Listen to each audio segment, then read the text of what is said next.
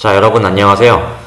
오늘은 지난 시간의 주제였던 연기란 무엇인가 영상을 여러분들이 보시고 직접 남겨주신 댓글들을 토대로 이야기들을 이어가겠습니다.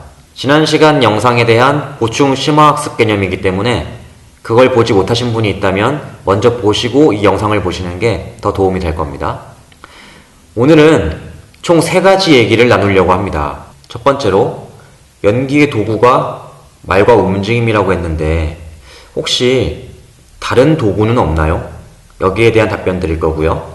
두 번째는 말과 움직임이 연기의 도구라면 그 도구를 발전시키기 위한 어떤 훈련이 필요한 것인지, 필요하다면 훈련 방법은 무엇이 있을지 여기에 대해서 얘기할 거고요. 세 번째로 관객에게 생각과 정서를 불러일으키는 것이 연기의 목표라면 관객들에게 더 큰 생각과 정서를 불러일으키려면 어떤 방법이 있나요? 이런 질문에 대해서 답변을 드리도록 하겠습니다. 자, 그럼 시작해 보겠습니다. 자, 첫 번째입니다. 연기의 도구는 말과 움직임이라고 했는데 혹시 감정은 연기의 도구가 아닌가요? 연기할 때 감정이 정말 제일 중요한 것이 아닌가요? 자, 이렇게 생각할 수 있습니다. 연기에서 감정은 정말 중요합니다. 자, 그런데 그렇다면 왜 도구에 포함되지 않느냐? 자, 지난 시간에 연기란 무엇인가에 대한 정의를 내리면서 도구라 함은 관객에게 직접적으로 전달하기 위한 수단으로서의 도구라고 말씀을 드렸습니다. 자, 그렇다면 말은 들려주고 움직임은 보여줍니다. 감정은요? 느끼게 해주나요? 그거는 추상적인 말이죠. 자, 감정이 여기 있나요? 그래서 감정을 이렇게 꺼내서 보여주나요? 아니면 감정이 냄새가 있나요? 아니면 감정을 어떻게 느끼게 해준다는 건가요? 자, 감정을 관객에게 전달하기 위해서 우리는 도구인 말과 움직임을 사용하는 겁니다.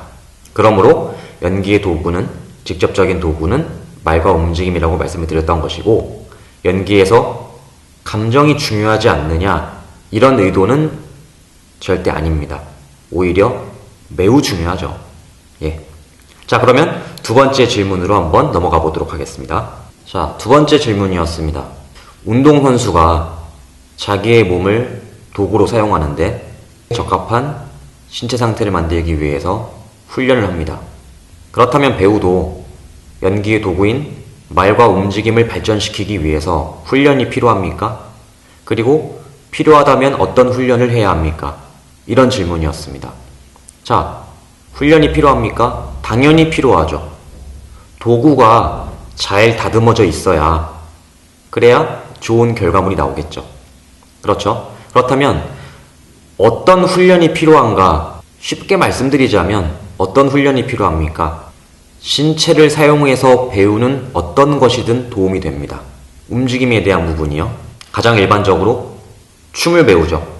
춤, 무용 안에서도 발레, 현대무용, 재즈 댄스, 힙합 여러 가지가 있겠죠. 탭댄스도 있고요. 성악이 도움이 됩니까? 실용음악은 안 됩니까? 상관없습니다. 무엇이든 간에 다 배워보세요. 둘 중에 어느 것이 더 도움이 되는 것인가가 아니라 사실은 거기에 있는 모든 원리들이 다 필요합니다. 우리가 이상적인 훌륭한 배우가 되려면요. 그렇기 때문에 결국 내가 정말 단순히 오디션 한번 봐서 단역이던 뭐던 그냥 한번 합격하면 그것이 배우다. 그때부터는 열심히 작품 활동만 하면 된다. 이렇게 생각하시는 분이 아니라면, 난 정말 연기를 잘하고 싶다. 그런 사람이라면 결국은 다 배우게 될 겁니다. 그러면 이걸 언제 다 배우나요? 자, 제가 6개월 안에 마스터라고 말씀드렸나요? 1년 안에? 연기를 너무 쉽게 생각하시는 겁니다. 그럼 몇 년, 10년 동안 준비할까요? 아닙니다. 훈련은 연기 그만두는 순간까지 하는 겁니다. 당연한 거예요. 운동선수들, 그들이 프로 데뷔할 때까지만 훈련하고 프로가 되면 훈련 안 합니까? 은퇴할 때까지 훈련하고 계속해서 실력을 향상시키려고 합니다. 그렇죠? 그렇기 때문에 장기적인 안목을 가지고 서두르지 말고 조급해하지 마시고 천천히 하나씩 하나씩 나에게 먼저 조금 더 필요한 것 같은 거를 하나씩 배우시면 됩니다. 아시겠죠? 두 번째 질문에 대해서는 이렇게 마무리를 짓겠습니다. 자, 그럼 마지막 세 번째 질문이었습니다. 관객에게 생각과 정서를 더 크게 불러일으키려면 그러면 어떻게 해야 합니까? 자, 아주 흥미로운 질문이었습니다. 여러분도 이런 생각 한번 해보셨나요? 그런데요, 이 질문에 대한 답변을 드리기에 앞서서 그 질문을 보면 그 질문을 하는 사람이 평상시에 그 연기에 대해서 어떤 생각들을 가지고 있는지가 담겨 있습니다. 이 질문에는 관객이 큰 감정을 느낄수록 좋은 것이다 라는 전제가 깔려 있어요. 그런데 그 전제를 조금 수정해 드리고 싶습니다. 무조건적으로 생각과 감정을 크게 경험한다고 해서 관객이 만족스러워하는 것이 아닙니다. 오히려 어떻게 하면 큰 감정을 느끼게 할 수 있을까 보다는 어떻게 하면 더 다양한 감정들을 경험하게 해줄 수 있을까, 이렇게 생각하시는 게 좀 더 좋을 것 같습니다.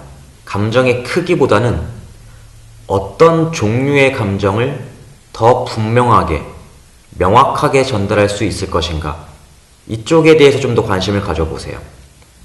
그리고 감정의 크기도 클수록 좋은 것이 아니라 관객은 극을 감상하는 동안에 감정이 다양한 변화가 일어납니다.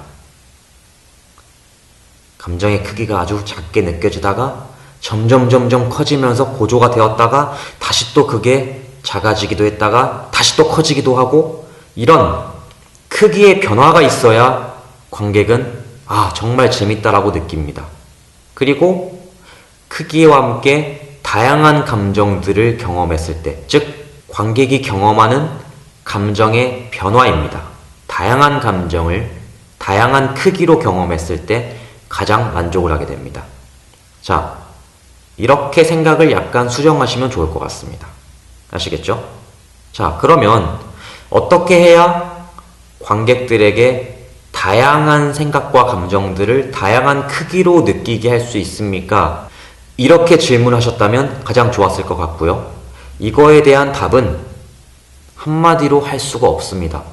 우리가 앞으로 하게 될 모든 그런 훈련 방법들, 또 대본을 분석하는 방법들, 이러한 것들이 바로 지금 이 부분을 해결하기 위한 것입니다. 즉, 우리가 연기를 한다는 것 자체가 지난 시간에도 말씀드렸지만 연기의 목적이 관객에게 생각과 정서를 불러일으키는 것입니다. 근데 어떻게? 생각과 정서를 이왕이면 다양한 크기로 경험하게 해주는 게 우리의 목표가 될 것입니다. 그걸 향해서 우리 앞으로 함께 나아가는 겁니다. 아시겠죠? 자, 다음 시간에는 좋은 연기란 무엇인가? 연기를 잘한다는 것은 어떻게 한다는 것인가? 여기에 대해서 함께 얘기를 나누겠습니다. 여러분들도 미리 생각을 해보시고요. 자, 마지막으로 한 가지 말씀을 드리자면, 다른 사람들이 이 영상을 보고 나서 남긴 댓글이 있죠. 똑같은 영상을 봤는데 다른 사람들은 이 영상에 대해서 어떤 것을 느꼈고 무엇을 생각했는지, 이걸 한번 알아보고 또 나는 어떤지 다시 한번 생각해 보는 것이 도움이 될 겁니다. 자, 계속 강조드리고 있지만 이 영상을 수동적으로 그냥 그렇구나 하고 바라보시고 감상만 하시면 큰 도움이 되지 않습니다. 이 내용을 온전히 나의 것으로 만들기 위해서 더 꼼꼼하게 짚어가면서 생각하시고 또 궁금해하시고 질문들 만들어 보시고, 그렇게 하셔야 이 영상을 통해서 여러분들의 생각들이 더 정리가 되고 발전할 겁니다.